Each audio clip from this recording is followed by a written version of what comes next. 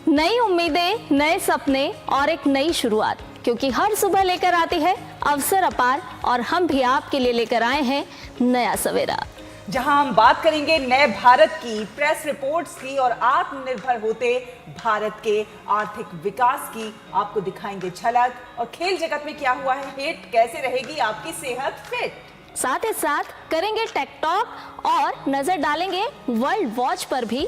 आपको बताएंगे कि देश और दुनिया में क्या कुछ चल रहा है, वो हर बात जो आपके दिन को बनाएगी खास। नमस्कार, आपके साथ मैं हूं संध्या शर्मा और मेरे साथ है मेरी सहयोगी शहला निकार। नमस्कार, आइए शुरुआत करते हैं इस वक्त की सुर्खियों के साथ।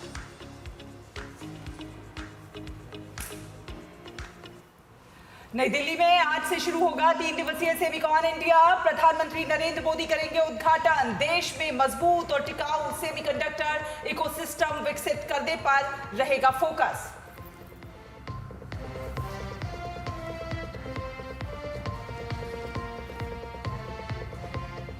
प्रधानमंत्री वीडियो कॉन्फ्रेंसिंग के जरिए बिहार राज्य जीविका निधि साख सहकारी संघ लिमिटेड का करेंगे शुभारंभ। ग्रामीण महिला उद्यमियों को आसानी से उपलब्ध हो सकेगा धन।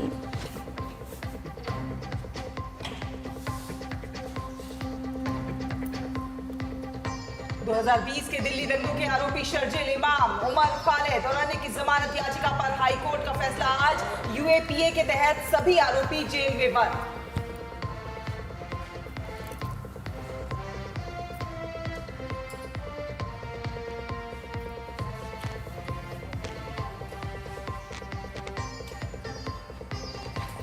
दिल्ली में खतरे के निशान से पार यमुना, हिमाचल, उत्तराखंड, पंजाब, कश्मीर समेत पूरे उत्तर भारत में पटरी से उतरा जनजीवन। प्रधानमंत्री ने पंजाब के सीएम से बात कर हर संभव मदद का दिया आश्वासन।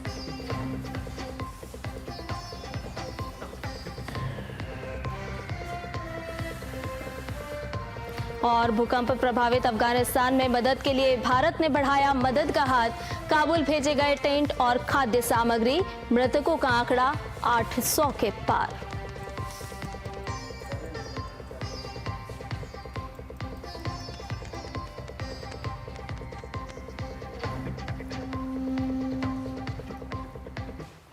और आइए अब नया सवेरा की करते हैं शुरुआत। आपको बता दें कि दुनिया बहुत तेजी से डिजिटल युग में पहुंच रही है और इसका आधार वो चिप होती है जो सेमीकंडक्टर से बनती है।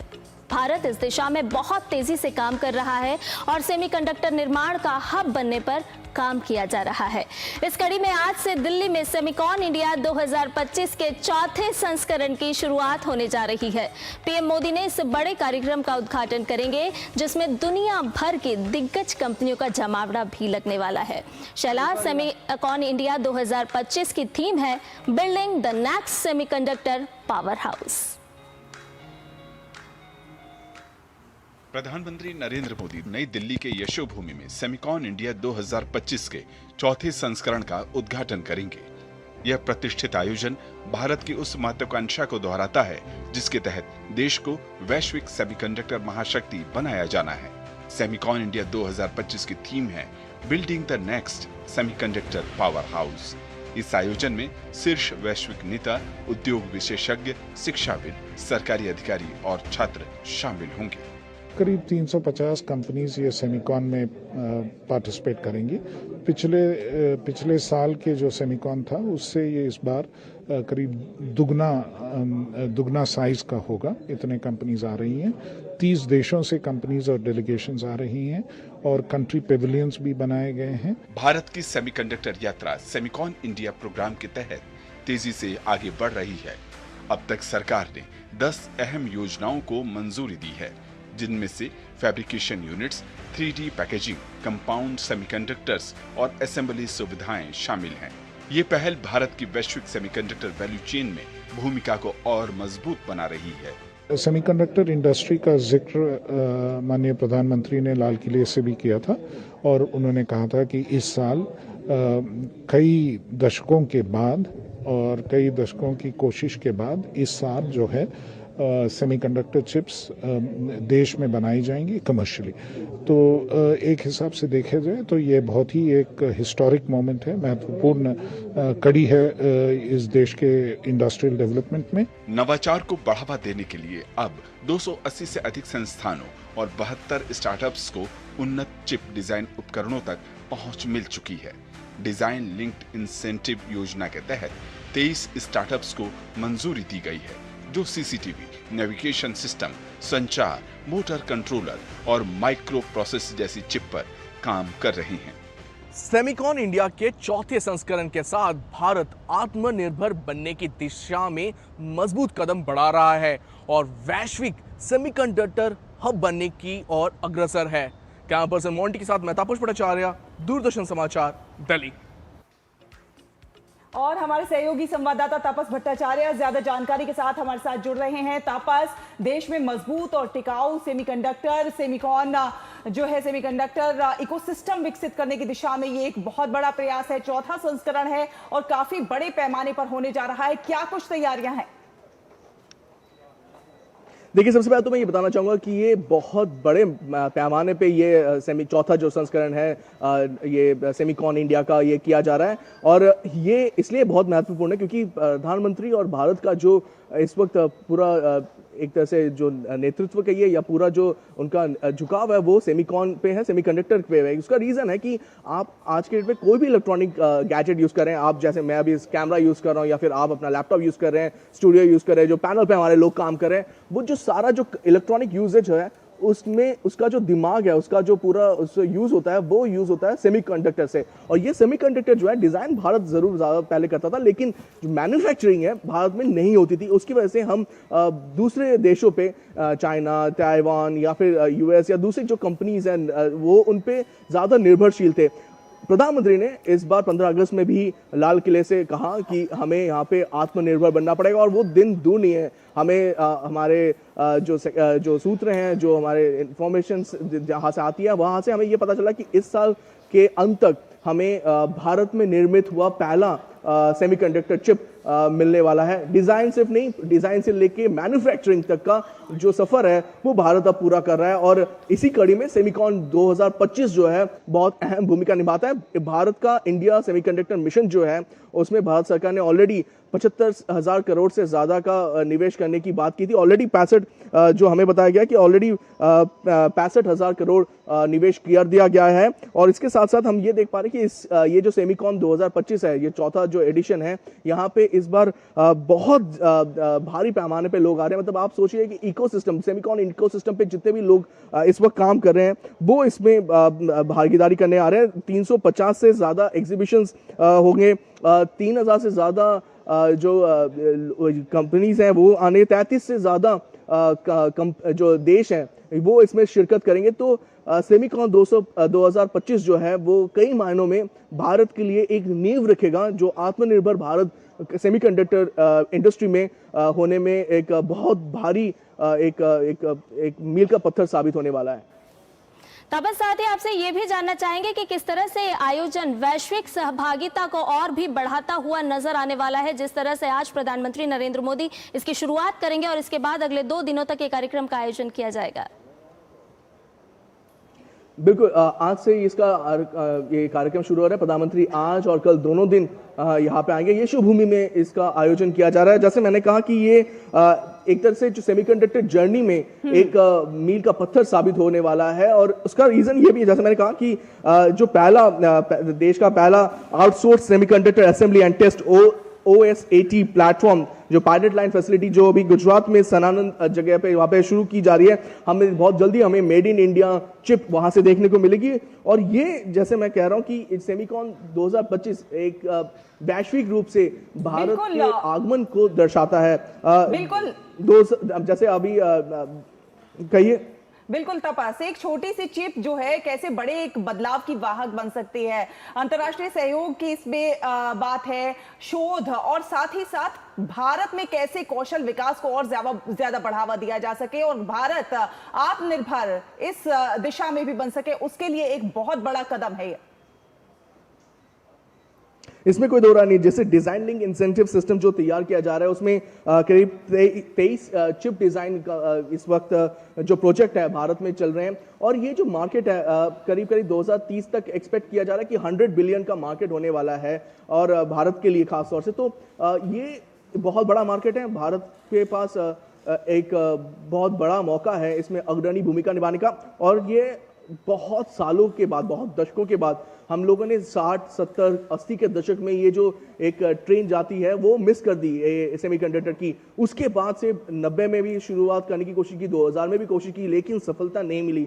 आज 2025 में ये शायद हम वो मुकाम हासिल कर पाएंगे जो हमसे 20 साल 30 साल पहले जो हमसे छूट गया था। अब वो मुकाम हासिल करने का समय आ चुका है, वो अग्रणी भूमिका निभाने का समय आ चुका है। तो भारत इस वक्त सब दुनिया की निगाहें हैं।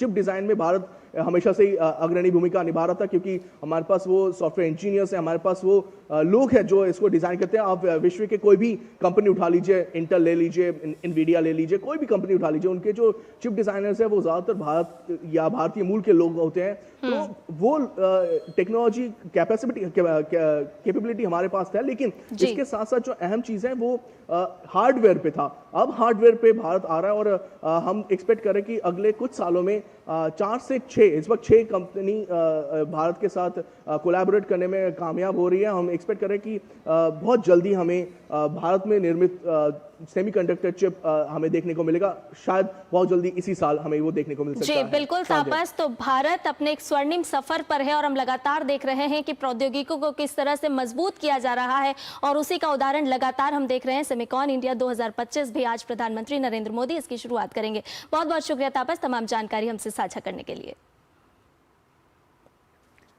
और इसी के साथ संध्या, आज बिहार के लिए भी एक बहुत बड़ा दिन है, क्योंकि प्रधानमंत्री नरेंद्र मोदी आज दोपहर में वीडियो कॉन्फ्रेंसिंग के जरिए बिहार राज्य जीविका निधि साख सहकारी संघ लिमिटेड का शुभारंभ करने जा रहे हैं। और इस अवसर पर प्रधानमंत्री संस्था के बैंक खाते में 105 करोड़ रुपए भी ट्रांसफर करेंगे। इस निधि की स्थापना का उद्देश्य जीविका से जुड़े सामुदायिक सदस्यों को सस्ती ब्याज दरों पर आसानी से धन उपलब्ध कराना है। जीविका के सभी पंजीकृत क्लस्टर स्तरीय फेडरेशन इस संस्था के सदस्य बनेंगे।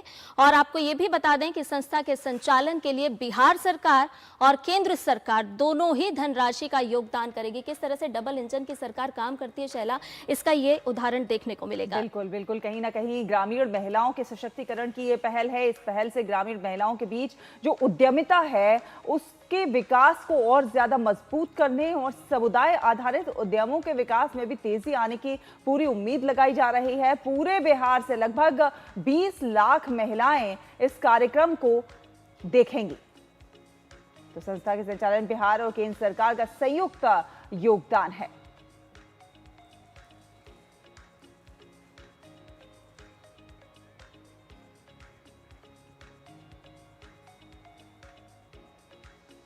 और फिलहाल एक छोटा सा ब्रेक। आप देखते रहिए नया सवेरा।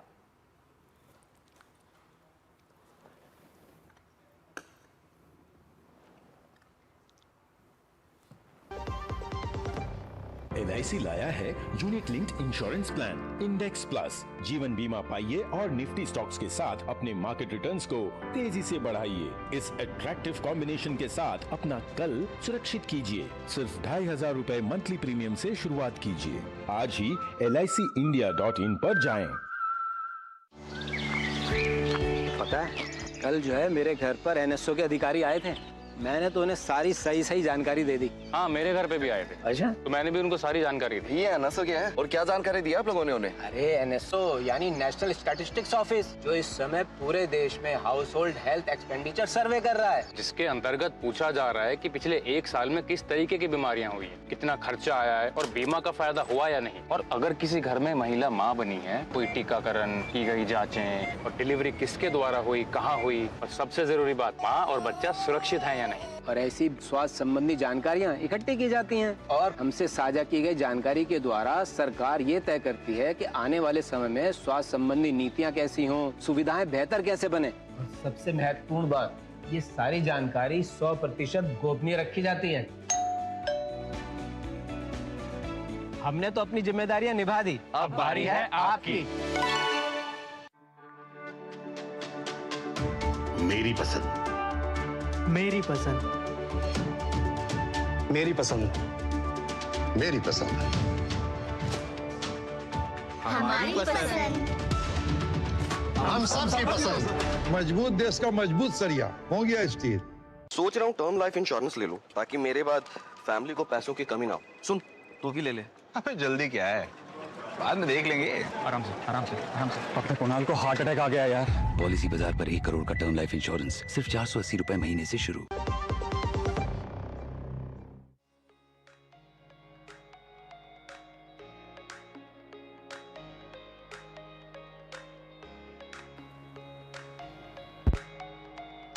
और ब्रेक के बाद स्वागत है और अब बात करते हैं हम किस प्रकार से मौसम का कई जगहों पर प्रकोप देखने को मिल रहा है। पंजाब में सतलुज, रावी, व्यास और घग्गर नदी उफान पर है। बिल्कुल, और देख रहे हैं कि इसकी वजह से किस तरह से जनजीवन भी लगातार प्रभावित होता हुआ नजर आ रहा है। कई इलाके ऐसे हैं जो जलमग्न हो चुके हैं। चंडीगढ़ के सुखना जिला जलस्तर लगातार बढ़ता जा रहा है। वहीं प्राकृतिक आपदा से गुरदासपुर, अमृतसर, कपूरथला समेत कुल 12 जिले ऐसे हैं जो प्रभावित हो चुके हैं। वहीं अब तक 29 लोगों की मौत भी हो चुकी है। शैला, हम देख रहे हैं कि किस तरह से लगातार बेपटरी होता जा रहा है जनजीवन। बिल्कुल, और जानकारी के अनुसार 15,688 लोगों को अब तक रेस्क्यू कर सुरक्षित स्थानों पर भी पहुंचाया गया है। जापान और चीन की यात्रा पूरी कर स्वदेश लौटे प्रधानमंत्री नरेंद्र मोदी ने भी दिल्ली पहुंचते ही पंजाब में बाढ़ के हालात की जानकारी ली है। आधिकारिक सूत्रों के अनुसार पीएम ने पंजाब के मुख्यमंत्री भगवंत मान से फोन पर बात की और राज्य में बारिश और बाढ़ से जो स्थिति उत्पन्न हुई है उस पर चर्चा की। उन्होंने पंजाब को हर संभव मदद का आश्वासन भी दिया है। वहीं राज्यपाल गुलाब चंद कटारिया आज फिरोजपुर में बाढ़ प्रभावित क्षेत्रों का दौरा करेंगे, जबकि मुख्यमंत्री भगवंत मान वीडियो कॉन्फ्रेंसिंग के जरिए उच्च स्तरीय बैठक की जाएगी।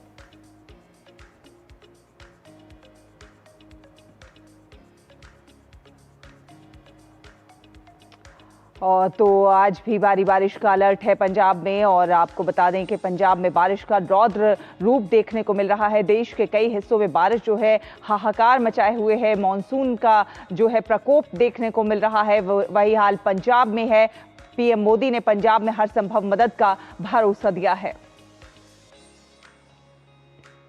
और वही शैला, इसके साथ साथ अगर हिमाचल प्रदेश की बात करें तो वहां का भी किस तरह से जनजीवन हो रहा है, चल रहा है, वो भी अपने दर्शकों को बता दें। बिल्कुल, हिमाचल प्रदेश में बारिश से कोई राहत मिलती हुई नजर नहीं आ रही है। मौसम विभाग ने प्रदेश के अधिकतर जिलों के लिए आज भारी बारिश का लेकर रेड अलर्ट जारी किया है। लगातार जिस तरह से भारी बारिश से राज्य का सामान्य जीवन जो है बुरी तरह से प्रभावित होता हुआ नजर आ रहा है। राज्य में जगह जगह पर भूस्खलन, पेड़ गिरने की घटनाएं आ रही हैं और अचानक बाढ़ आने की घटनाएं हो रही हैं। बादल फटने और ओलावृष्टि से प्रदेश के ज्यादातर जिलों को नुकसान हुआ है। प्रदेश आपदा प्रबंधन प्राधिकरण के अनुसार पूरे प्रदेश में 5 राष्ट्रीय हाईवे सहित 788 सड़कों पर यातायात बाधित हुआ है और इसी तरह 2174 विद्युत ट्रांसफार्मर ठप हो गए और 365 पेयजल योजनाएं प्रभावित हुई हैं।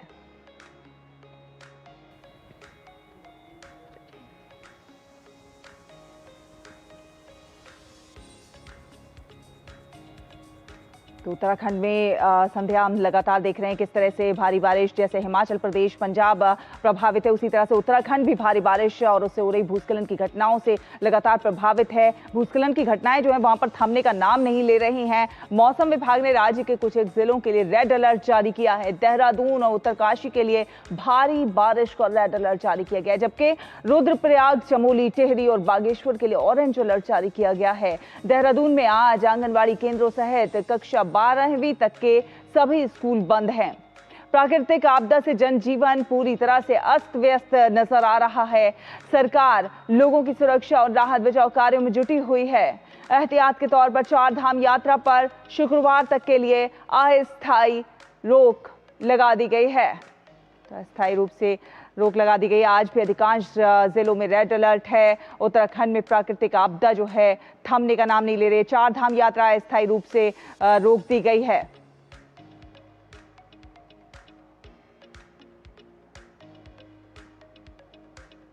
और वहीं जम्मू में भारी बारिश से स्थानीय लोगों की परेशानी कम होती भी नहीं नजर आ रही है। मौसम विभाग ने जम्मू के विभिन्न हिस्सों के लिए आज भारी बारिश को लेकर ऑरेंज अलर्ट जारी किया है। मौसम संबंधी अलर्ट और पहाड़ी इलाकों में लगातार बारिश को देखते हुए और बारिश के कारण जिस तरह से भूस्खलन हो रहा है उसे देखते हुए जम्मू संभाग के सभी सरकारी और निजी स्कूल आज बंद रहेंगे। जम्मू में जहां नदी नाले उफान पर हैं, तो वहीं कई स्थानों पर भूस्खलन की घटनाओं से जान माल का बड़ा नुकसान देखने को मिल रहा है। वहीं जम्मू को कश्मीर से जोड़ने वाला जम्मू श्रीनगर राष्ट्रीय राजमार्ग लगातार 5वें दिन बंद रहा।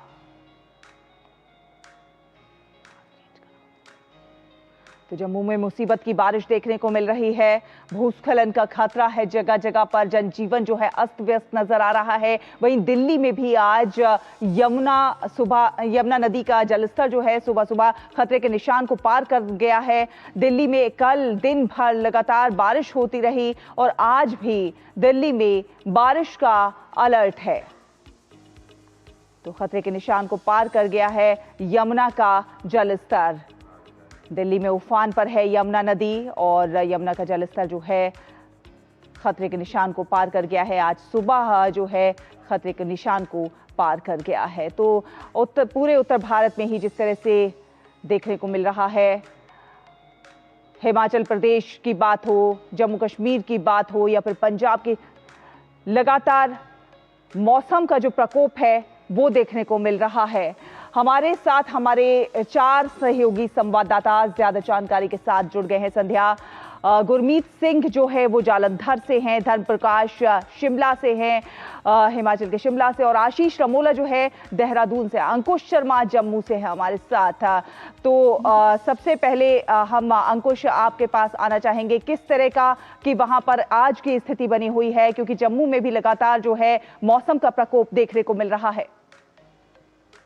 जी बिल्कुल, देखिए आज सुबह की शुरुआत ही भारी बारिश के साथ हुई है और जम्मू क्षेत्र में काफी ज्यादा सुबह से ही बारिश हो रही है और जगह जगह पर जल भराव की खबरें भी सामने आ रही हैं। हालांकि मेट्रोलॉजी डिपार्टमेंट ने आज पूरी तरह से प्रिडिक्ट किया था कि 2 तारीख तक जम्मू के अलग अलग डिस्ट्रिक्ट्स में काफी ज्यादा बारिश हो सकती है और वैसा ही ठीक देखने को मिल रहा है। कई जगहों से जानकारी मिल रही है कि काफी ज्यादा तेज बारिश हो रही है। आपको बताना चाहूंगा कि जम्मू, सांबा और कठुआ ये 3 डिस्ट्रिक्ट्स ऐसे हैं जिन्हें यह बताया गया है कि यहां पर काफी ज्यादा बारिश हो सकती है और इसके अलावा रामबन, रियासी, उधमपुर हो या फिर अन्य डिस्ट्रिक्ट्स हो, वहां पर यह कहा गया है कि हल्की बारिश जरूर हो सकती है। लेकिन आज सुबह से ही जम्मू शहर की अगर मैं बात करूं तो काफी ज्यादा तेज बारिश पड़ रही है, जिसके चलते प्रशासन की तरफ से भी पहले ही कदम उठा लिए गए थे। स्कूल्स, जितने भी प्राइवेट और सरकारी स्कूल हैं, उन्हें आज बंद रखा गया है और इसके साथ साथ जितने भी लोगों को रेस्क्यू किया गया है उनके रहने खाने पीने की व्यवस्था ठीक ढंग से हो, इसका भी पूरा ध्यान रखा जा रहा है।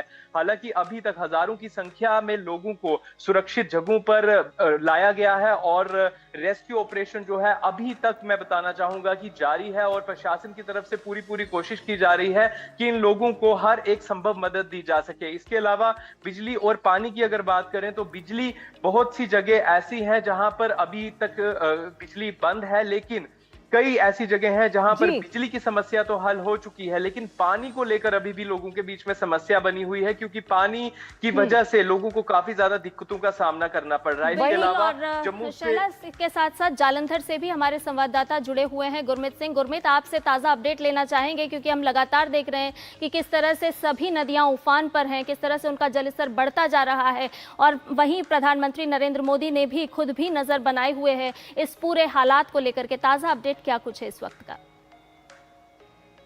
जी बिल्कुल, जिस तरह मुख्यमंत्री भगवंत मान से ये जितनी जो अभी नदियां उफान पर हैं और उस वजह से जगह जगह पर पंजाब के आधे जिले, लगभग आप कह सकते हैं आधा पंजाब इस समय पानी में डूबा हुआ है, आप कह सकते हैं। तो प्रधानमंत्री नरेंद्र मोदी ने बात की है मुख्यमंत्री से और उन्हें हर तरह का आश्वासन दिया है कि केंद्र सरकार पूरी तरह से मदद करेगी। इसके साथ गृह मंत्री अमित शाह ने भी बात की है, राज्यपाल के साथ बात की है और इसी क्रम में राज्यपाल ने अपना प्रोग्राम बनाया है और वो 3-4 दिन अब बाढ़ ग्रस्त इलाकों का, जहां जहां पर ये नदियों का पानी पहुंचा है, वहां का दौरा करेंगे। अब सबसे पहले मैं आपको बता दूं कि पंजाब में 12 जिले इस समय पूरी तरह से इस पूरे जो नदियां उफान पर है, इस वजह वजह से प्रभावित है। अमृतसर से लेकर गुरदासपुर, कपूरथला, बरनाला, फाजिलका, फिरोजपुर, होशियारपुर, जालंधर, मानसा, एसएएस नगर, साहिबजादा अजीत सिंह नगर जिसे मोहाली भी कहते हैं, वो पूरी तरह से प्रभावित है। अब ये जो प्रभाव है ये कम क्यों नहीं हो रहा है? कम इसलिए नहीं हो रहा है क्योंकि बारिश लगातार पड़ रही है, बीच में बारिश रुक जाती है। जैसे परसों बारिश रुकी थी, 4 घंटे रुकने के बाद फिर से बारिश शुरू हो गई, तो जो जल स्तर थोड़ा कम होता है वो फिर से बारिश के कारण बढ़ने लगता है। अभी फिलहाल जो हालात है वो गुरदासपुर में अगर आप बात करें, मकौड़ा पत्थर इलाका है जिसके बारे में हमने लगातार अपने दर्शकों को बताया था कि 7 गांव पूरी तरह से कट गए हैं। उसी इलाके में वहां पर कई सड़कें ऐसी हैं जो पूरी तरह से खराब हो गई हैं। एक मैरिज पैलेस बना हुआ था वो पूरी तरह से ढह गया है, कुछ इमारतें ढह गई हैं, लोग डिस्प्लेस हुए हैं बड़े स्तर पर। और जो आधिकारिक आंकड़ा है अभी पंजाब का तो वो है 15,688 लोगों को अभी तक बचाया गया है और 29 लोगों की मौत हो गई है। अब पंजाब में पठानकोट की बात करते हैं, पठानकोट में 80 गांव है जो प्रभावित है और जो जम्मू पठानकोट हाईवे है उसको भी एक तरफ से सिर्फ एक साइड से चलाया जा सका है और जो दूसरी साइड है वो पूरी तरह से धंस गई है। जो उसके नीचे की मिट्टी है वो धंस गई है, इस कारण से जो दूसरी साइड है उस हाईवे की नहीं चलाई जा सकी है। इसी तरह से जो कपूरथला है उसके गांव 4-5 फीट तक पानी वहां पर पहुंचा हुआ है और इसके लिए राहत कार्य लगातार जारी है। एनडीआरएफ, जिला प्रशासन, आर्मी की टीमें, एसडीआरएफ लगातार इसमें लगे हुए हैं। अभी फिलहाल अगर जल स्तर की स्थिति को समझे तो पोंग डैम, रंजीत सागर डैम और भाखड़ा डैम, इनमें जो जल स्तर है पोंग डैम में तो खतरे के निशान से ऊपर है, 1390.56 फीट जो है इस समय जल स्तर है, जबकि खतरे का निशान है 1390 फीट। रंजीत सागर डैम में 524.9 मीटर का जो है वो जल स्तर है जो कि खतरे के निशान से सिर्फ 3 मीटर कम है। ऐसे ही भाखड़ा डैम में 1674 फीट का जल स्तर है जो कि वो थोड़ा सा 6 फीट ही कम है। तो कुल मिलाकर जल स्तर बढ़ रहा है। ऐसे ही चंडीगढ़ में लगातार यानी कि मौसम की आफत जो है वो लगातार बरस रही है। हम देख रहे हैं कि किस तरह से लगातार नदियां उफान पर हैं, जनजीवन पूरी तरह से अस्त व्यस्त हो चुका है। हमारे साथ देहरादून से हमारे संवाददाता आशीष भी जुड़े हुए हैं। आशीष, आपसे ताज़ा अपडेट लेना चाहेंगे, किस तरह के हालात इस वक्त नजर आ रहे हैं? साथ ही मौसम विभाग की अगर बात करें तो किस तरह से एहतियात बरतने के लिए क्या कुछ दिशा निर्देश जारी किए गए मौसम विभाग की तरफ से भी और स्थानीय प्रशासन की तरफ से भी? देखिए, अगर उत्तराखंड की बात करी जाए तो लगातार जो मौसम की जो बारिश की जो आफत है वो लगातार यहाँ पे बरस रही है। 31 तारीख से अगर बात करी जाए तो लगातार जो बारिश है वो कंटिन्यू यहाँ पे हो रही है उत्तराखंड के।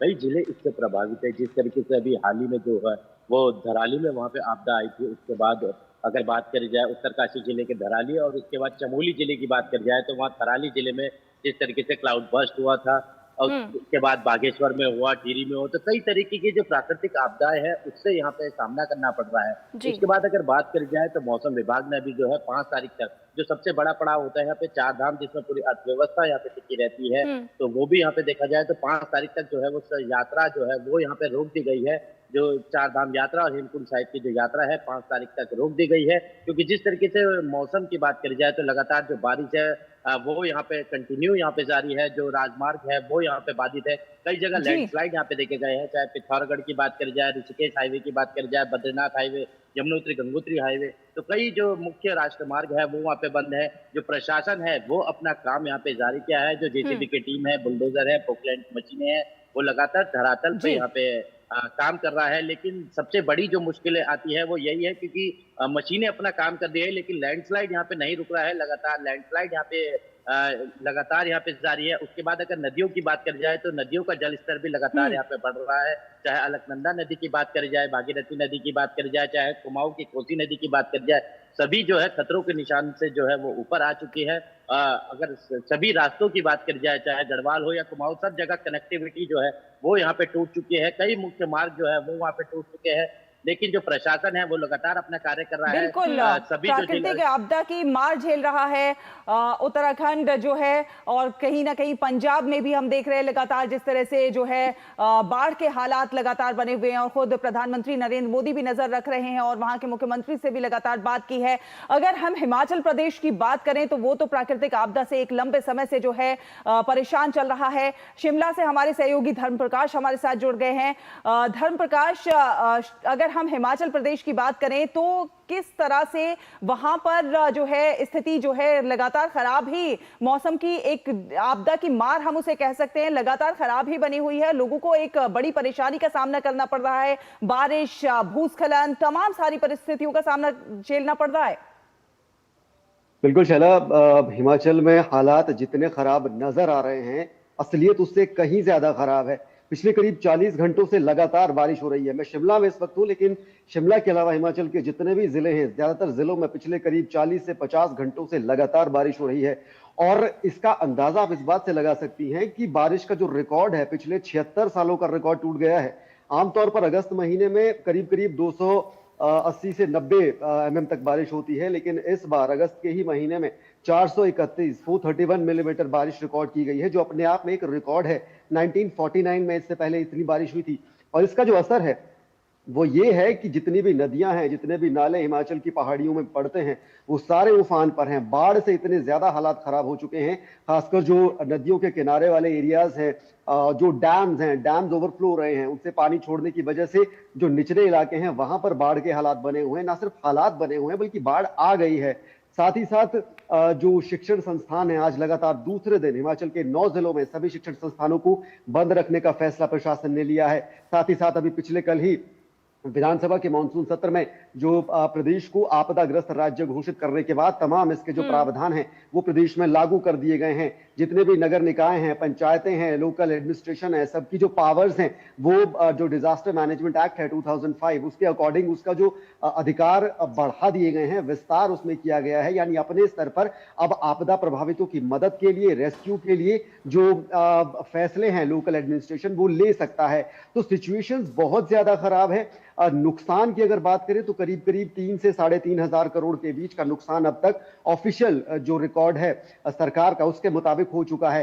पूरे मॉनसून सीजन में करीब 320 से ज्यादा लोगों की मौत हो चुकी है अलग अलग घटनाओं में। अभी पिछले कल ही शिमला जिले में ही 4 लोगों की मौत हुई है लैंडस्लाइड की वजह से अलग अलग इलाकों में, और प्रदेश भर में यह आंकड़ा लगातार बढ़ता जा रहा है। तो रेस्क्यू ऑपरेशन लगातार जारी है, हम देख रहे हैं कि किस तरह से जनजीवन अस्त व्यस्त है और ये जो आंकड़ा है वो लगातार बढ़ता जा रहा है। हालांकि स्थानीय प्रशासन जो है, अभी हमने बताया कि किस तरह से पंजाब के हालात हैं, किस तरह से उत्तराखंड के हालात हैं, किस तरह से हिमाचल प्रदेश के हालात हैं। बहुत बहुत शुक्रिया आप सभी का तमाम जानकारी हमसे साझा करने के लिए अलग अलग स्थानों से। और आगे बढ़ेंगे नया सवेरा में संध्या, बात कर लेते हैं दिल्ली दंगों की साजिश से जुड़ा जो केस है उससे जुड़ी हुई चर्चित केस में आज दिल्ली हाई कोर्ट का जमानत पर फैसला आ सकता है। बिल्कुल, और आपको अपने दर्शकों को अपने ये भी बता दें कि ये मामला जो है वो 2020 में दिल्ली में जो हिंसा हुई थी उससे जुड़ा हुआ है और इसको लेकर FIR नंबर 59/2020 दिल्ली पुलिस की स्पेशल सेल ने मामला दर्ज किया था। उमर खालिद, शर्जिल इमाम, खालिद सैफी और 7 अन्य आरोपियों की जमानत याचिकाओं पर फैसला जस्टिस नवीन चावला और जस्टिस शालिंदर कौर की बेंच देने वाली है। और वहीं इस मामले में सह आरोपी बनाए गए तस्लीम अहमद की जमानत पर एक अलग बेंच आज फैसला सुनाएगी। और आपको बता दें कि ये दंगे जो हैं नागरिकता संशोधन कानून CAA के विरोध और समर्थन के बीच हुए थे, जिसमें 50 से अधिक लोगों की मौत हो गई थी। दिल्ली पुलिस ने इस मामले में शर्जिल इमाम और उमर खालिद समेत कई अन्य आरोपियों पर UAPA और IPC की कई गंभीर धाराओं के तहत मुकदमा दर्ज किया था।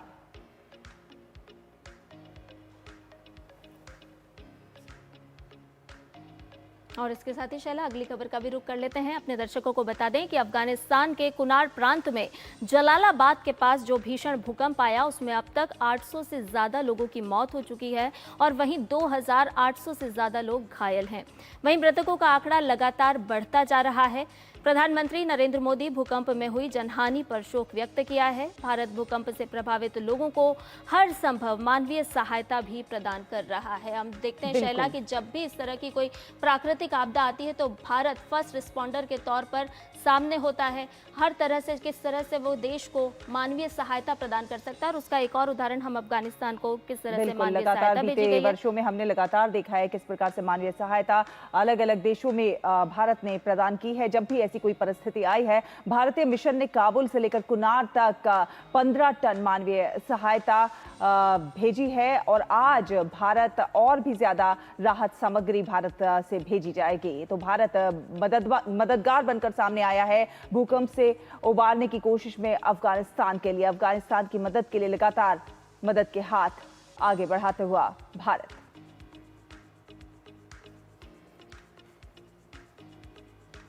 और फिलहाल एक छोटा सा ब्रेक के उस पार आप देखेंगे प्रेस रिपोर्ट। 25 लाख का हॉस्पिटल बिल है, कितने पैसे कहाँ से आएंगे? पैसों की चिंता आप मत कीजिए पापा। मैम, सर का हेल्थ इंश्योरेंस क्लेम अप्रूव हो गया है। आप? पॉलिसी बाजार। हेल्थ इंश्योरेंस क्लेम में हमेशा आपके साथ पॉलिसी बाजार। 1 करोड़ का हेल्थ इंश्योरेंस सिर्फ 670 रुपए महीने से शुरू। जब धरती चीर कर निकलता है लोहे का पत्थर और मिलता है मोंगिया के जोश से, फिर तपता है, पिघलता है और बनता है फौलाद। अब होता है सरिया सारी खूबियों के साथ। मोंगिया स्टील, मजबूत देश का मजबूत सरिया। Work from home, high salary, बस एक क्लिक में। अरे वाह! अनजान लिंक्स पर क्लिक मत कीजिए। RBI कहता है जानकार बनिए, सतर्क रहिए। एक मिनट। क्या हुआ? अभी से इतना खर्चा करोगे, तुम मेरी पढ़ाई का क्या करोगे? तुमने पहले ही लाइफ इंश्योरेंस का चाइल्ड प्लान सोच रखा है, इसके लिए। सपनों को रखो सुरक्षित चाइल्ड प्लान के साथ। सबसे पहले लाइफ इंश्योरेंस।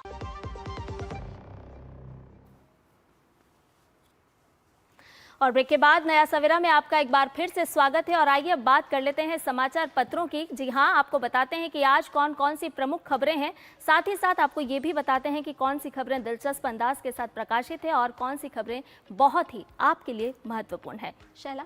बिल्कुल, तो शुरुआत करते हैं। आपको बता दें कि पहलगाम हमला सभी के लिए चुनौती, आतंकवाद पर दोहरा रवैया अस्वीकार्य। ये प्रधानमंत्री नरेंद्र मोदी ने एससीओ शिखर सम्मेलन में 2 टूक कही और भारत का पक्ष रखा। आपको बता दें कि आज के सभी समाचार पत्रों में इस खबर को प्रमुखता के साथ प्रकाशित किया गया है।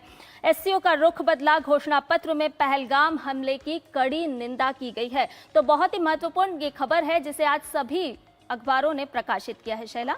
बिल्कुल, और अगली खबर का रुख करते हैं। एक ये खबर भी बड़ी इंटरेस्टिंग है। सेमीकंडक्टर के क्षेत्र में जिस तरह से भारत नए आयामों को स्थापित कर रहा है, भारत की क्रांति से जुड़ी हुई है। और अश्विनी वैष्णव ने कहा है कि दशकों तक ये कहा जाता रहा कि सेमीकंडक्टर की दौड़ में भारत पीछे छूट गया है, लेकिन अब ये सच नहीं है। इस साल मेड इन इंडिया चिप बाजार में आ जाएगा। तो ये एक बड़ी घोषणा है और इसके प्रयास हम लगातार देख रहे हैं। सेमिकॉन इंडिया और तमाम सारे प्रयास जो कि भारत सरकार की ओर से किए जा रहे हैं। ये कहा जाता था कि शुरुआती दिनों में कंप्यूटर आज के आधुनिक और आकर्षक जो उपकरण हैं उनके बजाय पुराने टेलीफोन एक्सचेंज जैसे दिखते थे, लेकिन अब जो है अरबों ट्रांजिस्टर वाले एक नाखून से भी छोटे चिप में कहीं अधिक शक्ति जो है वो समाई हुई है। बिल्कुल, और ये केंद्रीय मंत्री का आर्टिकल है और इसको पढ़ना बेहद ही दिलचस्प होगा। शैला, मैं देख पा रही हूँ अगली खबर आपके पास आईजीआई से जुड़ी हुई है। किस तरह से आईजीआई एयरपोर्ट लगातार बढ़ता जा रहा है, क्या कुछ लेकर आई हैं आपने दर्शकों? बिल्कुल, दिल्ली का आईजीआई एयरपोर्ट इंटरनेशनल लेवल पर लगातार तेजी से आगे बढ़ने वाला दुनिया का टॉप एयरपोर्ट बनता जा रहा है। और इंटरनेशनल लेवल पर हवाई यात्रियों के आने जाने वाले आंकड़ों के अनुसार 2 साल के अंदर इसकी ग्रोथ जो है वो और ज्यादा बढ़ने वाली है। 244% जो है ये हो चुकी है। और इसके साथ ही थाईलैंड, ताशकंद और बाकू जैसे रूट्स पर नई उड़ानों के 1-to-1 ट्रांसफर में 500% की बढ़ोतरी हुई है। और तो आईजीआई जो है दुनिया का सबसे तेजी से बढ़ता हुआ एयरपोर्ट कहा जा रहा है। बिल्कुल शैला, और एक और खबर हम अपने दर्शकों को बता दें, ये आपको जागरूक भी कर रही है और सचेत भी कर रही है, क्योंकि आपके स्वास्थ्य से जुड़ी हुई ये खबर है। आपको बताएं कि अगर आप पानी कम पीते हैं तो आपकी आंखें कम समय में ही बूढ़ी हो जाती हैं। जी हाँ, एक शोध के माध्यम से आज ये खबर प्रकाशित की गई है और आप बता रही है कि आंखें किस तरह से आपकी, अगर आप पानी कम पीते हैं तो वो धंसने लगती है। और इसके क्या कुछ कारण है लंबे समय तक अगर देर रात तक आप जागते हैं तो आपकी आंखें धंसने लगेगी। अंधेरे में मोबाइल लैपटॉप का अगर आप इस्तेमाल कर रहे हैं, पर्याप्त नींद नहीं ले रहे हैं, पर्याप्त पानी नहीं पी रहे हैं, तो इसकी वजह से जो आपका शारीरिक असंतुलन है उसका प्रभाव आपकी आंखों पर भी पड़ता हुआ नजर आ रहा है। नेत्र विशेषज्ञों ने इसको लेकर के चिंता जाहिर की है और बच्चे भी इससे दूर नहीं हैं, यानी कि बच्चे भी इस परेशानी का शिकार हो रहे हैं। और प्रेस क्लिप के बाद अब आगे बढ़ेंगे और नया सवेरा में अब बारी है स्पेशल सेगमेंट साइंस स्पार्क की। तो इसमें हम बात करेंगे भारत के स्वदेशी स्पेस स्टेशन की। नमस्कार। भारत ने आज के समय में हर सेक्टर में पूरी दुनिया के सामने न सिर्फ खुद को सबसे बेहतर साबित किया है, बल्कि कई देशों को पीछे छोड़ उनसे आगे भी निकला है। आज के दौर में तमाम ऐसे एग्जाम्पल्स हैं जो भारत ने सेट किए हैं और पूरी दुनिया में अपनी काबिलियत से कामयाबी का परचम लहराया है। बुलंदियों को छूने की इसी कड़ी में भारत अब अंतरिक्ष में भी एक और कमाल करने की पूरी तैयारी में है। हाल के कुछ सालों में हमने देखा कि किस तरह से भारत ने अंतरिक्ष में अलग अलग मिशन के जरिए नया कीर्तिमान बनाकर इतिहास रचा है। भारत का तिरंगा झंडा जब लहराता है तो सीना गर्व से चौड़ा हो जाता है। ऐसे में अब वक्त आ गया है कि तिरंगे को अंतरिक्ष में भी शान से फहराया जाए और भारत का खुद का स्पेस स्टेशन बनाया जाए। भारत ने अब वो सपना देख लिया है जो कभी सिर्फ अमेरिका, रूस और चीन जैसे देशों का खेल समझा जाता था, लेकिन अब भारत भी हर सपने को हकीकत में बदलने का दम रखता है और बड़े से बड़े मिशंस के जरिए उन्हें अंजाम भी दिया जा रहा है। तो साइंस स्पार्क में आज हम आपको बताएंगे स्पेस सेक्टर में भारत के बढ़ते कद की और भारतीय स्पेस स्टेशन की कैसे और कब और किस तरह से भारत रच रहा है स्पेस सेक्टर में एक से बढ़कर एक कीर्तिमान। पहला सवाल, क्या होता है स्पेस स्टेशन?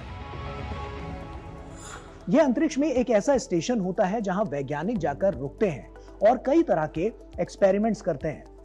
इसे ऐसे समझिए कि पृथ्वी से अंतरिक्ष में जाकर वहां पर रुकने की एक तरह की व्यवस्था होती है, जहां वैज्ञानिक लंबे समय तक रुक पाते हैं और आम जीवन की जरूरत की तमाम चीजें उन्हें वहां पर उपलब्ध कराई जाती हैं, जिससे वैज्ञानिक अंतरिक्ष में कई तरह के परीक्षण कर पाते हैं। स्पेस स्टेशन को ऑर्बिटल स्टेशन भी कहा जाता है। यह अंतरिक्ष में मानव निर्मित एक ऐसा स्टेशन है जिससे पृथ्वी से कोई अंतरिक्ष यान इसमें जाकर मिल सकता है। इसके अलावा इसमें इतनी क्षमता होती है कि इस पर अंतरिक्ष यान भी उतारा जा सकता है। इन्हें पृथ्वी की लो ऑर्बिट कक्षा में ही स्थापित किया जाता है। स्पेस स्टेशन एक प्रकार का ऐसा मंच है जहां से पृथ्वी का सर्वे किया जा सकता है और आकाश के रहस्यों को मालूम करने समेत माइक्रोग्रेविटी और अंतरिक्ष में हो रही घटनाओं पर बड़ी रिसर्च की जा सकती है।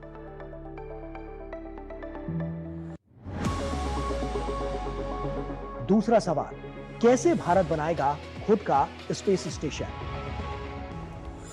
भारत ने अंतरिक्ष क्षेत्र में बड़ा कदम उठाते हुए अपने पहले भारतीय अंतरिक्ष स्टेशन का मॉडल पेश किया है। इसरो ने राष्ट्रीय अंतरिक्ष दिवस के मौके पर इस स्टेशन के पहले मॉड्यूल का मॉडल प्रदर्शित किया। भारत की योजना है कि 2028 तक इस स्टेशन का पहला हिस्सा लॉन्च कर दिया जाए। इसरो ने बताया है कि स्टेशन का पहला मॉड्यूल BAS-01 लगभग 10 टन वजनी होगा और इसे 450 किलोमीटर ऊंचाई पर धरती के कक्ष में स्थापित किया जाएगा। भारत की योजना है कि 2035 तक इसी तरह के 5 मॉड्यूल्स को आपस में जोड़कर एक अंतरिक्ष स्टेशन तैयार कर लिया जाए। तीसरा सवाल, भारतीय स्पेस स्टेशन में क्या खास होगा? इस स्पेस स्टेशन में पूरी तरह से भारत में बना environmental control and life support system होगा। भारत डॉकिंग सिस्टम और भारत बर्थिंग मैकेनिज्म के जरिए अन्य यान इससे जुड़ सकेंगे। स्टेशन में automated hatch system, microgravity research platform और वैज्ञानिक इमेजिंग के लिए व्यू पोर्ट होंगे। भारत के अंतरिक्ष स्टेशन पर मानव स्वास्थ्य पर माइक्रोग्रेविटी के असर, स्पेस में दवाइयों और जीवन विज्ञान पर शोध होगा। यहां से लंबे समय तक इंसानों की उपस्थिति के लिए जरूरी तकनीक भी विकसित की जाएगी। इसके अलावा इस स्टेशन में स्पेस टूरिज्म भी होगा, जिससे भारतीय व्यापार अंतरिक्ष क्षेत्र में नई राह खोलेगा। साथ ही यह स्टेशन अंतर्राष्ट्रीय सहयोग को बढ़ावा देगा और भारत को ग्लोबल रिसर्च सेंटर भी बनाएगा। इसके अलावा यह प्रोजेक्ट युवाओं को अंतरिक्ष विज्ञान और तकनीक के क्षेत्र में करियर बनाने के लिए प्रेरित करने के साथ साथ स्टार्टअप्स को भी बड़ा बूम देगा। ठीक इसी तरह से भारतीय वैज्ञानिक गगनयान मिशन पर भी जोर देकर भारत को अंतरिक्ष क्षेत्र में और मजबूत कर रहे हैं। चौथा सवाल, क्या है गगनयान मिशन? गगनयान भारत का पहला मानव युक्त अंतरिक्ष मिशन है। जिसका लक्ष्य 2027 की पहली तिमाही में अंतरिक्ष यात्रियों को अंतरिक्ष में भेजना और उन्हें सुरक्षित वापस लाना है। इस मिशन का उद्देश्य अंतरिक्ष यात्रियों को 400 किलोमीटर की ऊंचाई पर पृथ्वी की निचली कक्षा लो अर्थ ऑर्बिट में 3 दिनों के लिए भेजना और उन्हें सुरक्षित रूप से पृथ्वी पर वापस लाना है।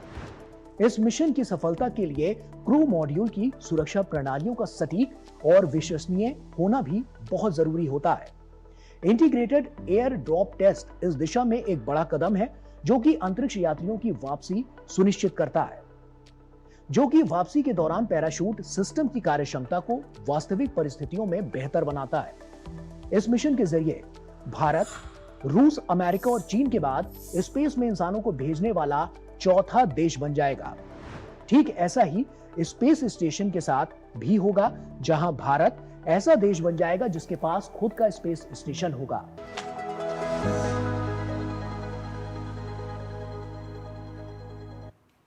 तो जानकारी से भरपूर साइंस स्पार्क हमने अपने दर्शकों को दिखाया और अब बारी है इंटरनेशनल खबरों पर नजर डालने की। तो देखते हैं दुनिया भर की कुछ खास खबरें। पाकिस्तान के विभिन्न हिस्सों में अचानक आई बाढ़ ने 30 से अधिक लोगों की जान ली और 2000 से ज्यादा गांव डूब गए हैं। वहीं 7 लाख से ज्यादा लोग अपना घर छोड़ने पर मजबूर हो चुके हैं। वेनेजुएला के राष्ट्रपति निकोलस मादुरो ने अमेरिका पर कैरिबियाई सागर में नौसैनिक ताकत बढ़ाकर तनाव पैदा करने का आरोप लगाया।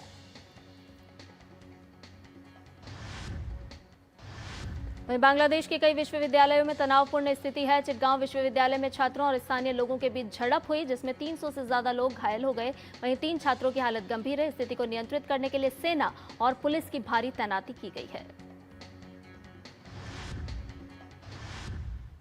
और अब बात कारोबार की, बिजनेस ब्रीफ में। तो कृषि मंत्री शिवराज सिंह चौहान ने किसानों की शिकायतों के समाधान के लिए अलग से पोर्टल बनाने की घोषणा की और अधिकारियों से उनकी समस्याओं का शीघ्र समाधान करने को भी कहा।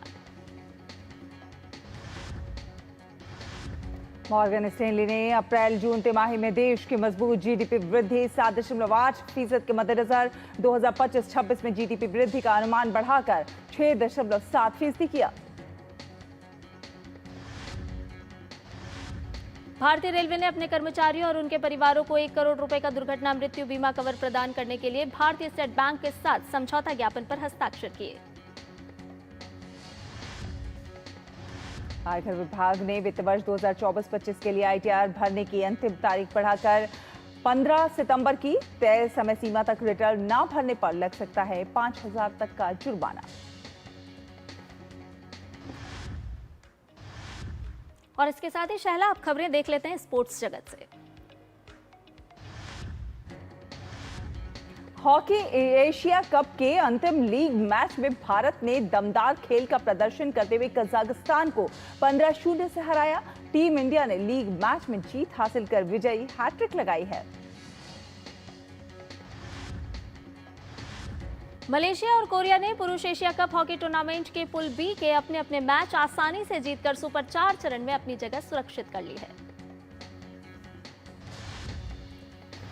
भारत अगले साल अगस्त में बैडमिंटन विश्व चैंपियनशिप के 30वें सत्र की मेजबानी करेगा और ये दूसरी बार होगा जब भारत में ये प्रतियोगिता आयोजित होगी।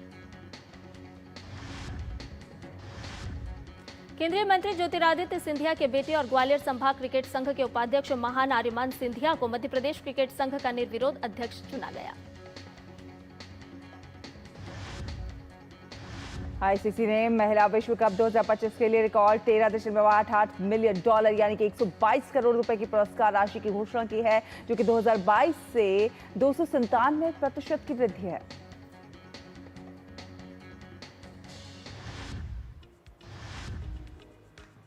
और इसके साथ ही अब बात कर लेते हैं आपकी और हमारी सेहत की, जानते हैं फिटनेस मंत्र में। तो फिटनेस मंत्र में आज बात होगी मेटाबॉलिक सिंड्रोम की। तो आइए जानते हैं कि क्या है इससे और कैसे बचा जाए।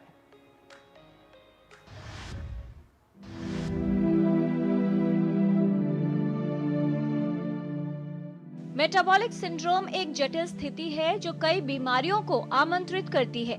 मेटाबॉलिक सिंड्रोम यानी कई तरह की समस्याओं का एक साथ होना, जिससे बहुत सी बीमारियों से ग्रस्त होने का खतरा बढ़ जाता है। मेटाबॉलिक सिंड्रोम एक अवस्था है, यह कोई बीमारी नहीं है। इसमें जिस वक्त वो मेटाबॉलिक सिंड्रोम में होता है कोई लक्षण नहीं होता है किसी भी बीमारी का, लेकिन ये 5-6 चीजों को मिला के बनाया गया है। इससे ये लगता है कि अगर किसी को मेटाबॉलिक सिंड्रोम है तो उसको आगे चल के डायबिटीज, हार्ट डिजीज और पैरालिसिस का अटैक होने का खतरा बहुत ज्यादा बढ़ जाता है। मेटाबॉलिक सिंड्रोम आमतौर पर विशिष्ट लक्षणों का कारण नहीं बनता।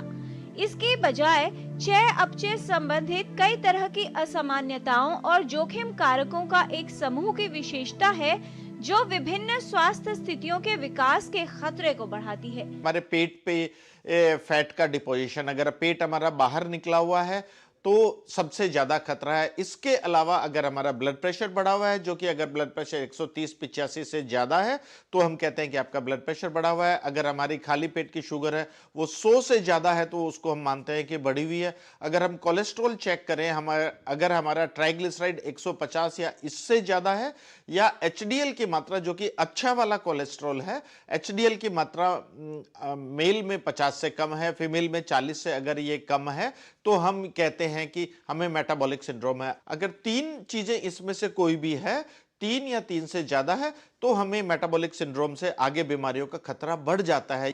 मेटाबॉलिक सिंड्रोम होने पर जीवन शैली में बदलाव से इससे होने वाली जटिलताओं से बचाव किया जा सकता है। अगर हमारे पेट पे फैट ज्यादा है तो हमें क्या करना है, हमें अपने डाइट से कंट्रोल करना है और हमें फिजिकल एक्टिविटी बढ़ाना है। अगर हमारी फास्टिंग शुगर ज्यादा है तो खाने में हमें शुगर का इस्तेमाल, मीठे का इस्तेमाल बिल्कुल कम करना है। अगर हमारा कोलेस्ट्रॉल बढ़ा हुआ है तो हमें घी तेल पे एकदम रेस्ट्रिक्शन करना है। यदि आपका वजन ज्यादा है या आप में मोटापा है और मोटापे के साथ कोई अन्य समस्या है तो अवश्य ही विशेषज्ञ को दिखाएं और ये जानें कि कहीं आप मेटाबॉलिक सिंड्रोम की गिरफ्त में तो नहीं हैं। किरण भारद्वाज, डीडी न्यूज। और नया सवेरा में अब वक्त हो चला है मौसम की जानकारी का।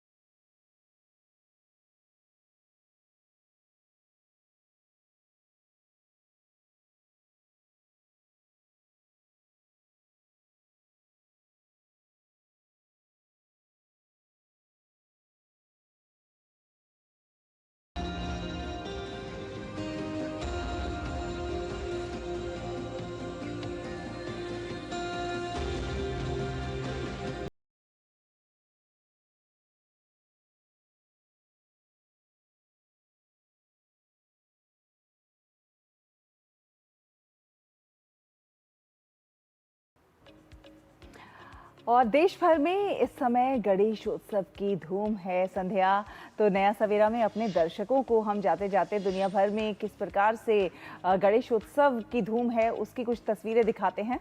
बिल्कुल, और दिखाते हैं कि दुनिया भर में मशहूर मुंबई के लालबाग राजा का क्या कुछ स्वरूप है। इनकी एक झलक पाने के लिए हर रोज किस तरह से भक्तों की भीड़ उमड़ रही है। तो आप भी देखिए गणपति जी का ये अद्भुत स्वरूप। मुझे और मेरी सहयोगी शहला और हमारी पूरी टीम को दीजिए इजाजत। नमस्कार।